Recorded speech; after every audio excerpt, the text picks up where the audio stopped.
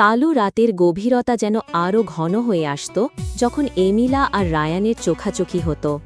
শহরের কোলাহল থেকে দূরে এক পুরনো জমিদার বাড়ির ভগ্নপ্রায় বাগানে নির্জন কোণই ছিল তাদের একমাত্র আশ্রয়।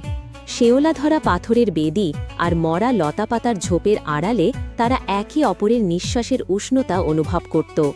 এমিলা ছিল শহরের সবচেয়ে প্রভাবশালী পরিবার রায়চৌধুরীদের একমাত্র উত্তরাধিকারী। তার জীবন ছিল নিয়ম, ঐতিহ্য আর সামাজিক সম্মানের অদৃশ্য বেষ্টনীতে বাঁধা। অন্যদিকে রায়ান ছিল সাধারণ এক তরুণ চিত্রশিল্পী, যে তার ভাঙা তুলি আর স্বপ্ন আঁকা ক্যানভাস ছাড়া আর কিছুই ভালোবাসত না। তাদের জগতের মাঝে ছিল এক আকাশ সমান ফারাক, যা সমাজের চোখে ছিল অলঙ্ঘনীয় এক দেয়াল।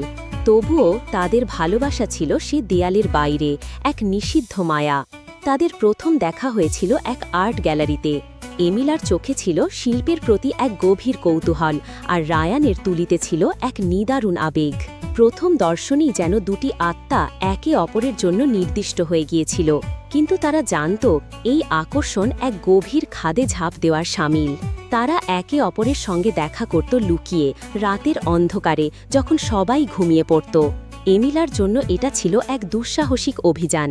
দামি গাউন ছেড়ে সে সাধারণ পোশাকে বেরিয়ে আসত, আর রায়ানের আঁকা ছবিগুলো দেখত অপলক দৃষ্টিতে।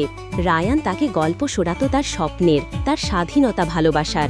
এমিলা তার এই নতুন জগতে যেন এক মুক্তির স্বাদ পেত, যা তার বদ্ধ জীবনে ছিল অচেনা। কিন্তু নিষিদ্ধ প্রেমের আয়ু হয়তো বেশি দীর্ঘ হয় না।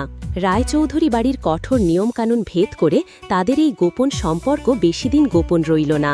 একদিন রাতে এমিলার বাবা প্রতাপশালী অভিজিৎ রায়চৌধুরী তাদের দুজনকে বাগানে দেখতে পান। তার চোখে ছিল ঘৃণা আর অপমানের আগুন।